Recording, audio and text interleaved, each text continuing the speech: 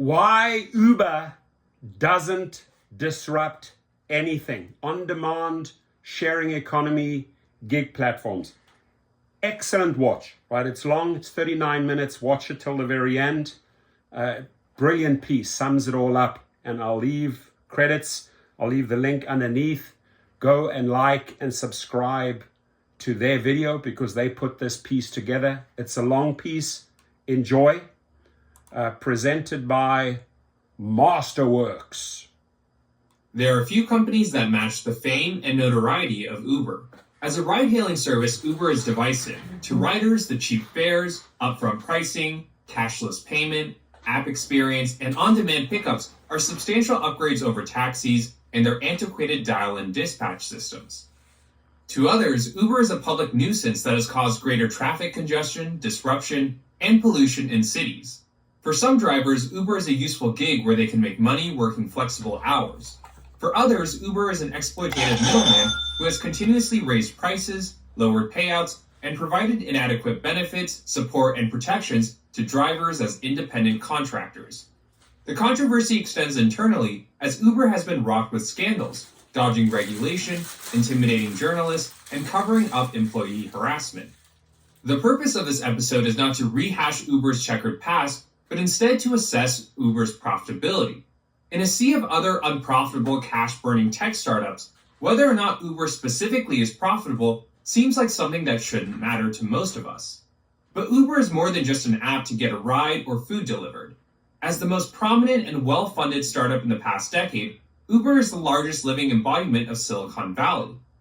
Uber is one of the few, if not the only tech startup in history to raise over $25 billion and still not turn a profit after 13 years of operations.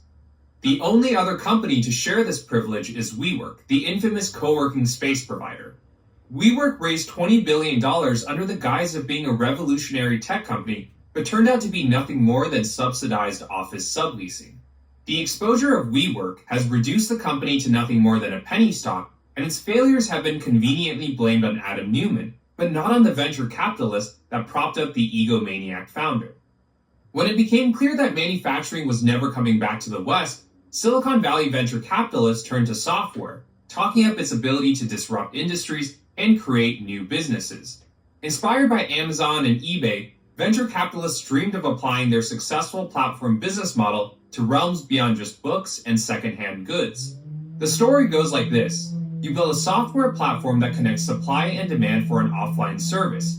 You take a cut of every transaction that occurs on your platform. With enough transactions at scale, your cut as a middleman will go from millions to billions.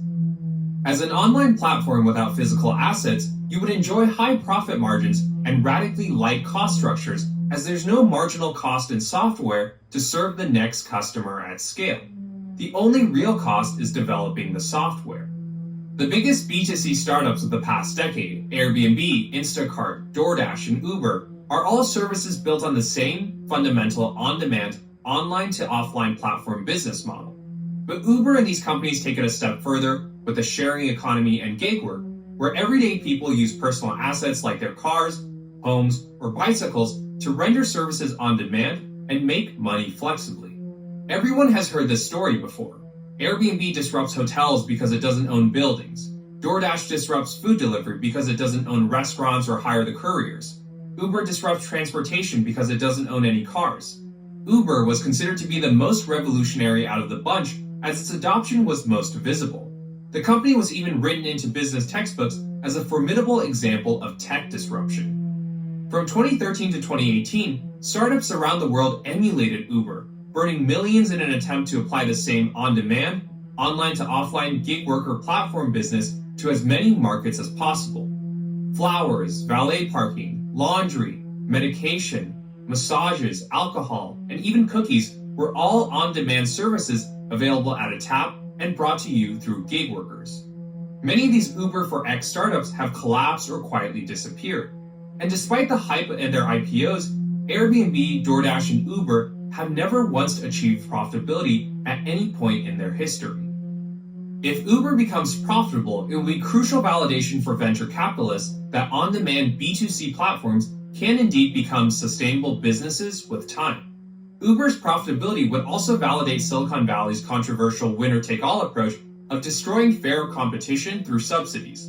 The playbook goes like this. You raise a multi-million or multi-billion dollar war chest. You buy adoption by offering your product or services at subsidized prices. You lose money but gain market share on every transaction. Your competition has no chance because they can't offer the same low prices as you do without going out of business. They end up going out of business anyways as you steal their customers. Once you've amassed enough market share to become the monopoly, you raise prices, and by then there's no one left for customers to go to. Uber popularized this playbook, burning billions to create an artificial price advantage over taxis. It was the sole fact that Uber had billions to burn that drove its early adoption, where drivers earned thousands of dollars every week and passengers paid $20 for 30-minute rides. These artificially cheap fares and inflated driver payouts pulled in supply and demand. Uber, in short, would not have achieved the popularity, growth, and dominant market share that it enjoys today without these billion-dollar subsidies. As fares have increased and driver payouts have decreased, the subsidies are less lavish but still exist to this day. While this episode is centered on Uber, the greater story is about what the company represents. If the most well-funded startup in history during the greatest bull market can't turn a profit, then no one can. And since Airbnb, DoorDash, and many other B2C tech companies are all based on the same on-demand, online-to-offline, sharing economy gig worker platform business model, if Uber can't hack it, then neither can they. If Uber becomes a penny stock, it would expose Silicon Valley's pump and dump schemes and the tale of software eating the world as nothing more than a fallacy, which would be a scandal greater than Sam Bankman-Fried and FTX. In this episode, we'll cover Uber, the strategies it's using to keep up appearances, and how far away the company really is in its desperate march to profitability. Uber has made questionable decisions over the years, but the company was not prepared for the onslaught in the public markets in 2022 that very few people saw coming. JP Morgan reports that retail investors are down on average 44%, but the biggest firms in the world are saying that this doesn't have to be the new normal. Goldman Sachs recently published a report stating that the ideal allocation for stocks has shrunk from 60% to around 45%. This is where Masterworks, a leading investment platform and the sponsor of this episode, comes in. So what does Goldman Sachs recommend you do with that difference in order to salvage your stolen returns? It's surprising to hear, but Goldman Sachs states that fine art can protect your purchasing power even in the face of rising prices. It's so resilient that even in 2022, the average fine art piece is selling for 26% more at auction. Fine art has even outpaced the S&P 500 for the past 26 years by 131%. Now, if you're looking to diversify your portfolio with fine art, Business Insider said that one platform should be the go-to, Masterworks. We've talked about Masterworks in the past a few times because of how they're securitizing art into legal, tangible investments is a form and innovation in itself. Masterworks qualifies paintings with the SEC, turning legendary art into an actual investment for a fraction of the full price. You can view all offering circulars on their website or at the Edgar database linked in the description. To date, Masterworks has had a total of 8 exits, with 5 of them in this year alone. Masterworks' last 3 exits delivered 17, 21, and 33% net returns. One of those was as recent as a few weeks ago for a 17.8% net return. With nearly 600,000 members, Masterworks has been offering a new painting every week, as shares have sold out in minutes in the past. But you can get priority access to their new offerings just by going to masterworks.art/modernmba or by clicking the link in the description. Thank you to Masterworks for supporting Modern MBA and making this episode possible. Assessing a company's profitability is usually as easy as looking at annual operating margin and net income. If we map out Uber's revenue, operating income, and net income, we see a continuous growth in overall earnings, enormous operating losses, and fluctuating net losses. Based on these conventional metrics, Uber appears to have been profitable at least once in its history, going from a loss of $4 billion in 2017 to a positive net income of $997 million in 2018. The company appears to be closing the gap once again, coming up just $500 million shy of profitability in 2021. But the numbers don't add up, especially in 2016, 2018, and 2021, where Uber's multi-billion-dollar operating losses magically improved to significantly smaller net losses. When we look closer, there are two items buried between operating income and net income. There's income from discontinued operations and gain from business divestitures. Both of these items inflate Uber's bottom line by billions. In 2016, Uber exited China after a failed war of attrition with Didi to see who could offer the biggest subsidies and win over the most drivers and riders. To get Uber to leave China even faster, Didi gave 52 million shares of its stock to Uber. In return, Uber gave Didi its Chinese operations and promised to stay out of China for the next 7 years. In 2016, venture capitalists were pumping up private valuations of ride-hailing companies around the world to astronomical levels, and Didi was no different. Didi had just raised a $7 billion Series B that valued the fast-growing Chinese startup at $28 billion with a share price of $115. With 52 million shares valued at $115 each, Uber was given $6 billion worth of Didi stock to leave China. In reality, this value of Didi's equity was nothing more than funny money. Didi's shares were worthless, non-tradable securities that could only be liquidated upon IPO. There's no guarantee that a company can maintain its private valuation and equity value when it goes public. The $115 share price had been reached in private by venture capitalists who were eager to pump up Didi's valuations in hopes of a future blockbuster IPO. Yet after paying off its outstanding liabilities in China, Uber immediately recognized the remainder of Didi's shares that year as income, even though these shares were only worth that much in the private market and could not actually be liquidated. This accounting trick allowed Uber to inflate its bottom line. By recognizing $2.8 billion of Didi stock as, quote, additional income, Uber reduced its $3.2 billion operating loss in 2016 to a much smaller net loss of $300 million. Uber repeated the same trick in 2018. The company found itself in another race to zero in Russia and Southeast Asia. Billions of dollars were wasted fighting local competition in another long war of attrition to see which startup would last the longest operating at negative margins and offering the biggest subsidies to win over as many customers and drivers as possible. Once again, it was Uber who blinked first. Uber pulled out of Russia, but not before pocketing 38% of stock worth $954 million at the time in a merger with the Moscow-based Yandex Taxi. In Southeast Asia, Uber exited with a 23% stake worth $2.2 billion at the time in the Singapore-based Grab. The combined value of these private shares allowed Uber to magically convert a $3 billion operating loss in 2018 to a positive net income of $997 million. When Uber Eats pulled out of India in 2021, Uber pocketed $154 million worth of equity from Zomato and recognized those shares as income. Uber then sold off its European freight business to a German startup in exchange for their shares that were worth $77 million at the time. When Uber sold off its self-driving division that same year, the company took a 26% equity stake in the buyer Aurora, worth $1.6 billion at the time. Uber once again recognized the net combined value of all these private shares as additional income to inflate the bottom line, turning a $3.8 billion operating loss in 2021 into a $496 million net loss. Every single one of these companies, Didi, Aurora, Zomato, and Grab, have since debuted on the public markets and have seen their once lofty private valuations and equity wiped out. Aurora IPO'd in 2021 with an opening price of $10 a share. The company today is in danger of being delisted with a current share price of $1. Didi IPO'd in 2021, but when placed under investigation by regulators, chose to delist. The Chinese company lasted less than a year on the New York Stock Exchange and is currently an over-the-counter penny stock. Grab debuted on NASDAQ in 2021 and these days is worth just $3 a share. Zomato went public in 2021 and today is valued at a little over 50 cents a share.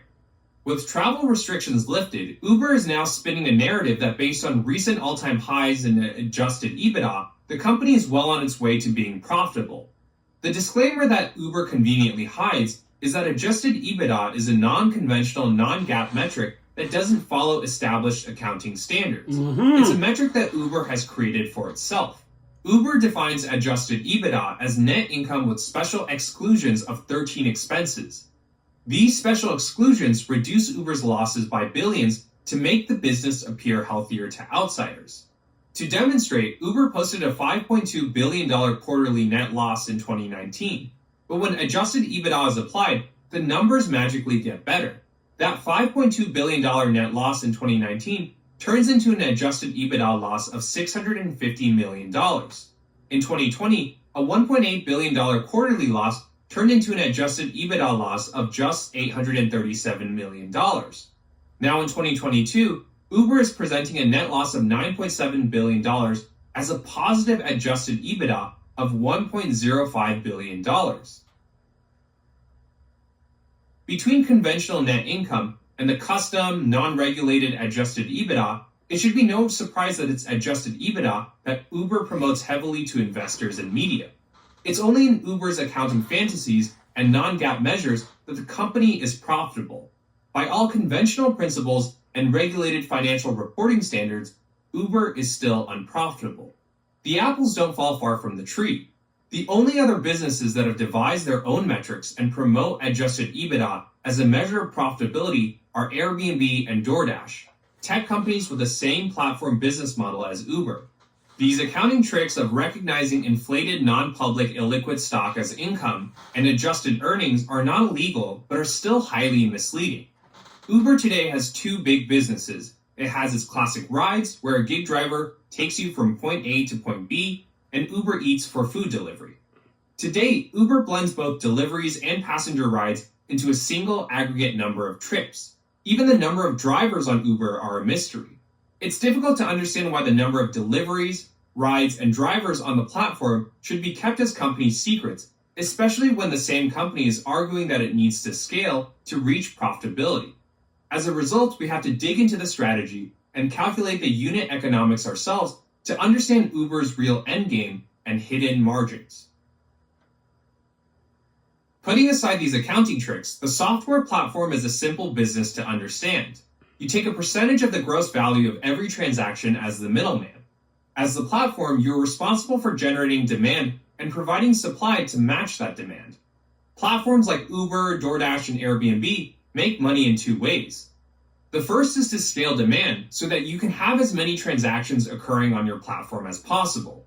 The second is to increase your commission so you take a bigger percentage of every transaction.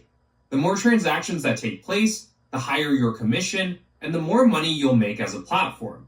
In Uber's case, their situation is a little more complex as they're the ones who determine the fair price of every ride from point A to point B. In comparison, food prices on DoorDash are set by the restaurants, and Airbnb hosts set the nightly rates themselves. If Uber raises the prices of rides to the point where Uber is more expensive than a taxi, the demand will decline. If Uber takes such a high commission that drivers feel like they're no longer fairly compensated, then those drivers will find jobs elsewhere and Uber will lose supply. The playbook for the company since its founding has always been to scale first and worry about profitability later. From 2010 to 2016, under Travis Kalanick, Uber's only goal was to grow as fast as possible. The company seized every opportunity to evade regulation and to operate in as many cities and countries as possible, even if local authorities had deemed the service illegal. Backed by a multi-billion-dollar war chest, Travis was a believer that the ends justify the means.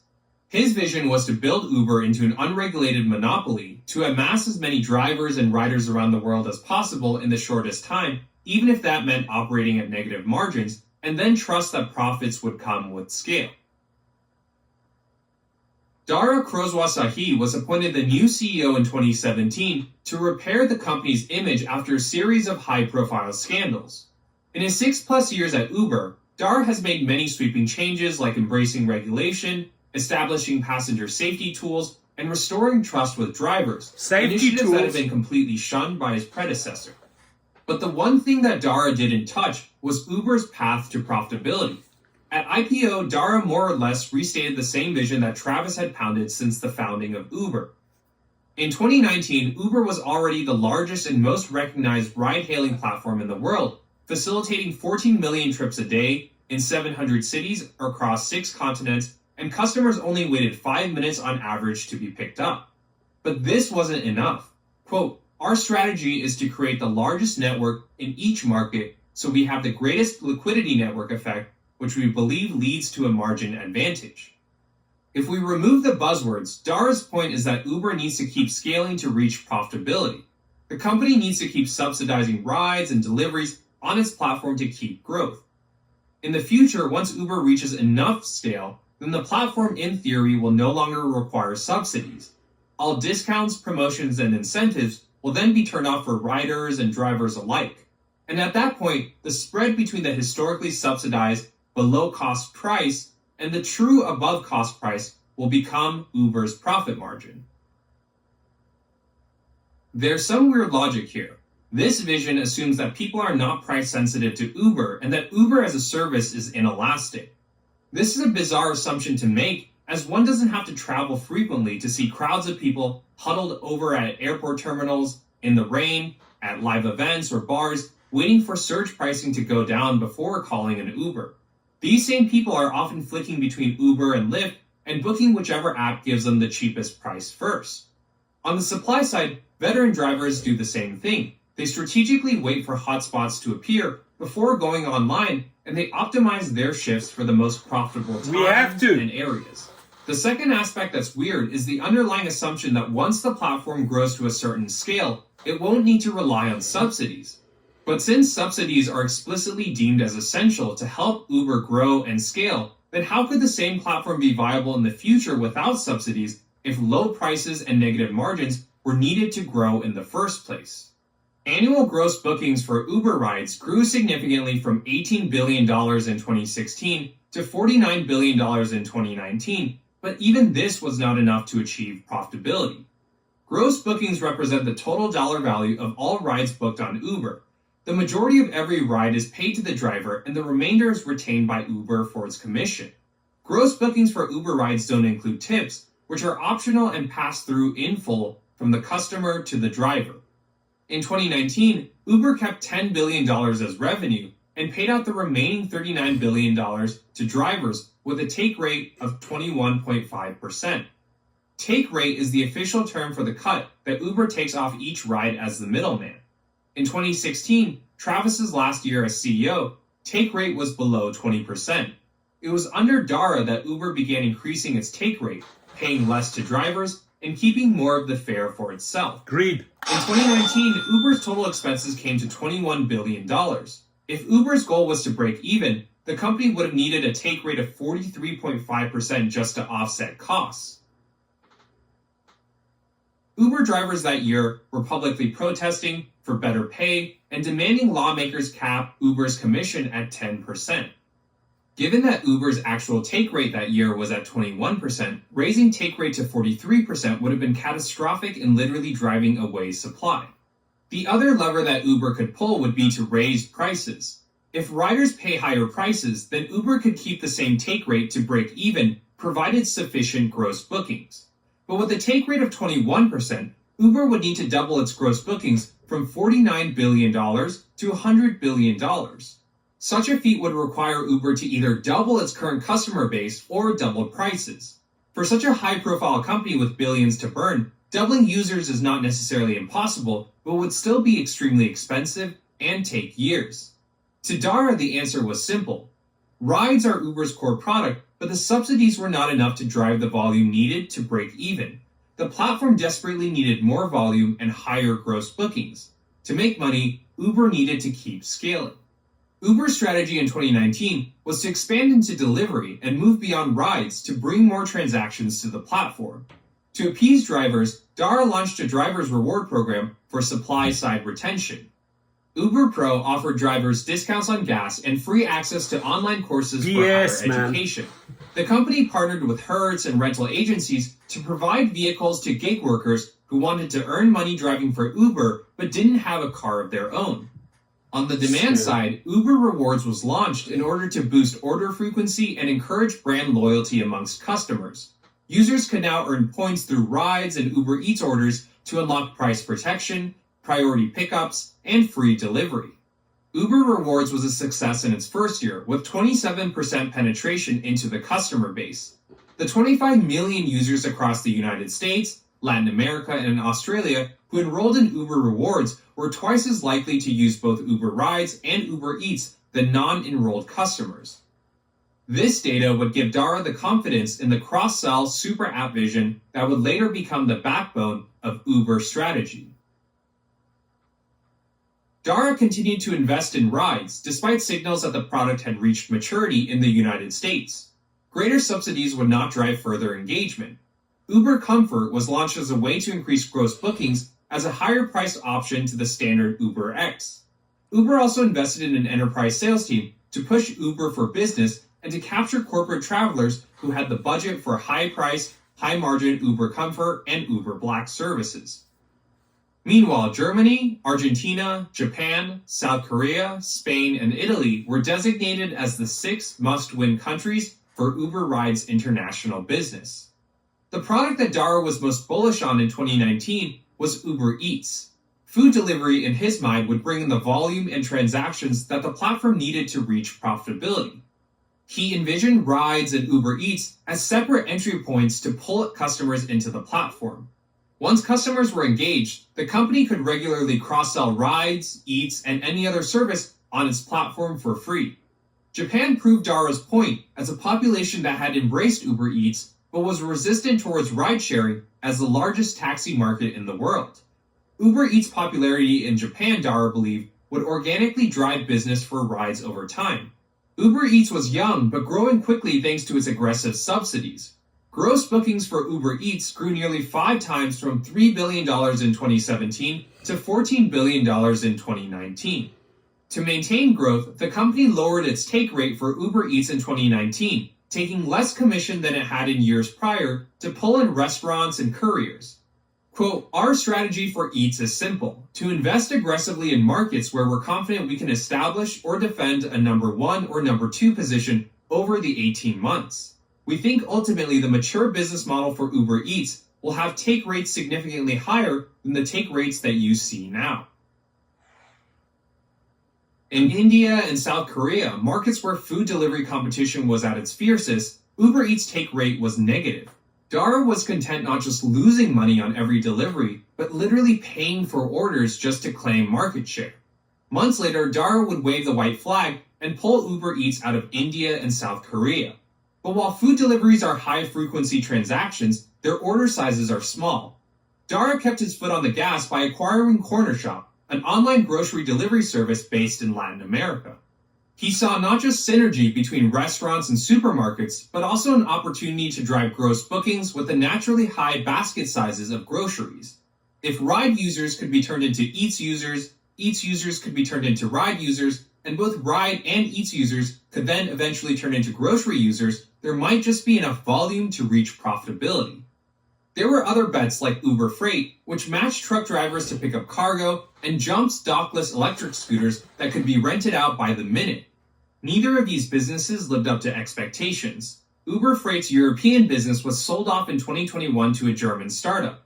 Gross bookings for Jump reached $75 million in 2019, but the business cost $160 million a year to operate.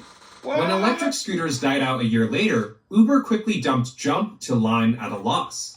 Yet there was no bet bigger than autonomous driving. Like its peers Cruise and Waymo, Uber's self-driving division was a money-burning pit with few results. Uber regularly sought outside investors to soften ATG's burn rate and treated the self-driving division like a startup with its own private valuation. In 2019, Toyota and SoftBank swooped in with $1 billion to extend ATG's runway by a few more quarters. Uber would sell off ATG a year later in 2020, admitting that Level 5 autonomous driving was many years and many more billions away from reality. In 2020, the pandemic crushed rides but intensified demand for food delivery. Uber Rides' gross bookings dropped to $26 billion. But as rides collapsed, the Eats business took off, growing to $30 billion in gross bookings in a single year. Dara saw an opportunity to claim market share from DoorDash and other food delivery-only competitors who could not afford to cut their commissions. Uber intentionally cut its take rate on Uber Eats orders to a record low 13% to win over even more restaurants and customers. Dara used the downtime to push a new vision to investors. Uber would never achieve enough volume to reach profitability through rides alone. The company needed to transform from a mobility app into a super app where people log on and see not just rides with 5-minute pickups, but also restaurants, groceries, pharmacies, convenience stores, supermarkets, retailers, and everyday essentials delivered on demand within 30 minutes. Delivery, Dara pitched, was no longer a luxury but a utility.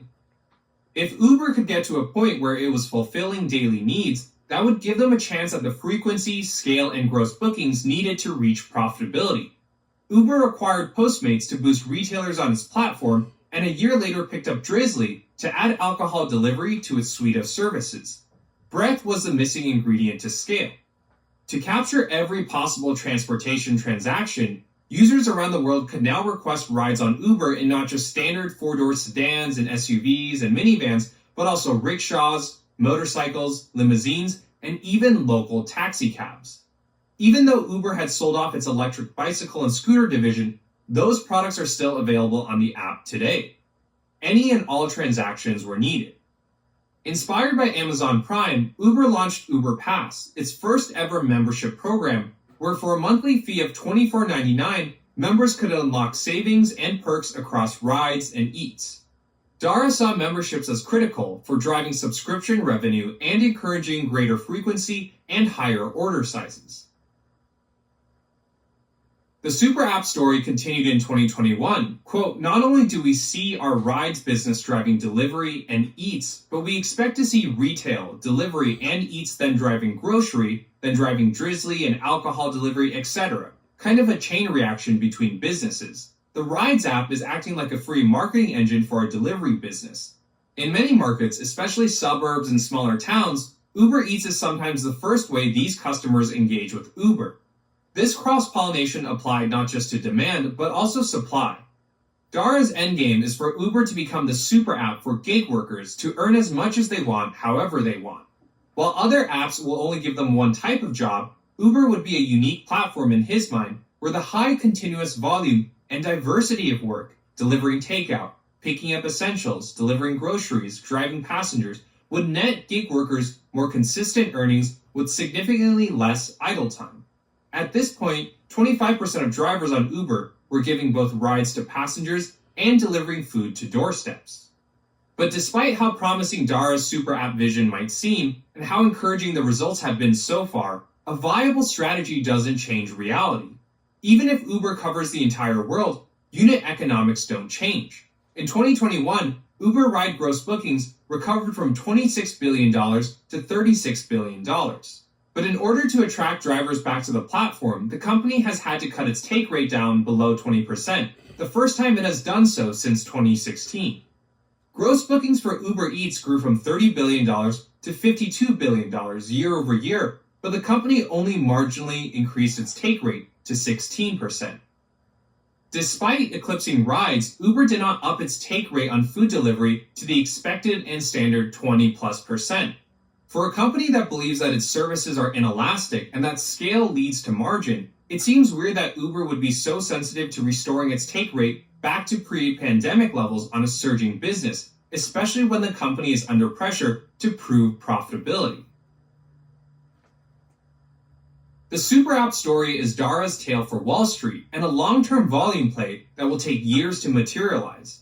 When we take total gross bookings, total trips on platform, and revenue over the past 7 years, we can see how the company is brute forcing its way to short-term profitability. Between 2016 and 2017, the price per trip magically dropped over 10% from $10.58 to $9.18. It's unlikely that customers around the world that year collectively decided to start taking shorter rides. The more likely explanation is subsidies. In order to ensure a successful IPO in 2019, Uber needed to show strong growth in the years leading up to its public debut. The best way to do that would be to artificially lower the price. Unsurprisingly, this additional subsidy was effective. Uber was now cheaper than ever before, and customers flocked to the service as gross bookings grew 78%, total trips on platform grew over 100%, and monthly active customers grew over 50% year over year. In the 2 years leading up to its IPO, Uber maintained the subsidy in the hopes of stimulating consistent growth. Price per trip in 2017, 2018, and 2019 hovered at around $9.50. But the platform, gross bookings, user base, and trips did not grow in subsequent years at the same massive rates when the additional subsidy was first added between 2016 and 2017. Discounts, as we theorized earlier, have diminishing returns on growth. Rather than drop the price another 10%, Uber had enough common sense to recognize that more subsidies would not be the answer. With COVID, Uber had no choice but to restore prices back to less discounted levels with the reduced supply and demand. The price per trip went up 22% from $9.41 in 2019 to $11.52 in 2020.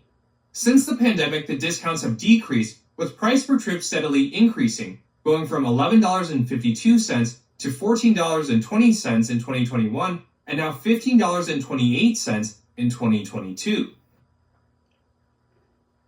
In the face of inflation, record gas prices, and living costs, Uber would only be digging itself into a deeper grave if the app was still offering the same generous subsidies and artificially low pre-pandemic prices. Between 2016 and 2021, even as Uber prices went up, 79 to 80% of every trip was still being paid to the driver.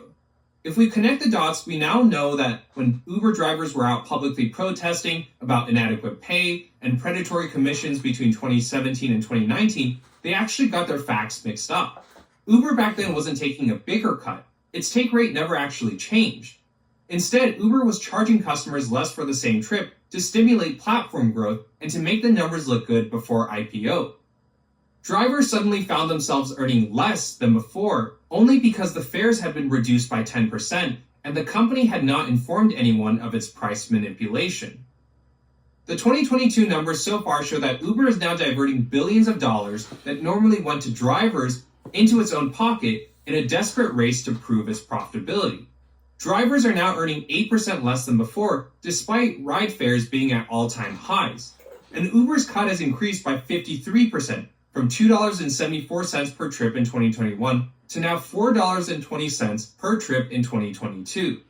The company's take rate has jumped from 19% in 2021 to now nearly 30% in 2022. What? Having just finished 2 work trips around the country, these numbers have added some much-needed context to my recent Uber experiences. In LA, drivers would politely ask how much I paid for the ride and then reveal their earnings after ending the ride to show just how little they were making. As a longtime Uber rider, I didn't believe them. But when a driver showed me on his phone that he earned less than $40 from a 2-stop, hour-long ride in traffic from downtown to LAX, where I was charged $80, I was speechless. Guilt tripping is unpleasant, and more drivers these days seem to be pushing riders to make up for their lost earnings out of pocket. Damn right. It's difficult to picture how drivers will stick around long enough for Dara's super app vision when Uber is now taking 30+% of every trip for themselves. Take rates will only get higher in a recession and not lower. On the demand side, it's just as hard to imagine users paying $60 to $80 for standard rides or ordering delivery, alcohol, groceries, and other essentials when the service fees for delivery cost just as much as the items themselves. Like in the case of DoorDash, if a company needs to rely on customer tips to pay drivers a livable wage, if it needs billion-dollar subsidies to grow, and it needs to reach some magical scale where everyone in the world needs to use the service every day just for the company to be profitable, then perhaps that business shouldn't exist. The on-demand, online-to-offline platform business is a modern fairy tale spun by Silicon Valley. Value creation as a product of unsustainable subsidies and artificial discounting is not disruption, it's fraud. Fraud, baby. It's fraud. So I just want to say thank you to this team here that put this together. Phenomenal work, right? We need people like you to shed the light on these cockroaches, right? So I have one massive request here. If you're at the 39-minute mark, share this video on Facebook, share it on Twitter, whatever you have to do, get it out. Get it out into the Facebook pages, circulate it. We need to educate the public and the world who this company really is. right? As he said at the end, fraud. It's a whole fraudulent setup and people are falling for it. So leave your comments, please. Share it. Let us know in the comments if you've shared it, where you have shared it. Let's really, really get this piece going. It's going to have a major, major impact on in the court of public opinion, right? We have to keep on shining the light on these cockroaches. And this team here, Mola, Caesar, Emmanuel, Cameron, Sombrero, Noah, Bernardo, Jeffrey, Alexi, Benjamin, Ivan, Edward, Dylan, Jackson, Matthew, Stefan, Jake, Eduardo, Cool, Black, Prakash, Nuno, Mike, Leon, Tommy, May, Jacob. Thank you. Gratitude, gratitude. Thank you to you. And the link is below. Like their video, go to the link. You don't have to like mine, like their video. They did it. I don't want you to like mine, but like their video and subscribe to their channel. Thank you so much.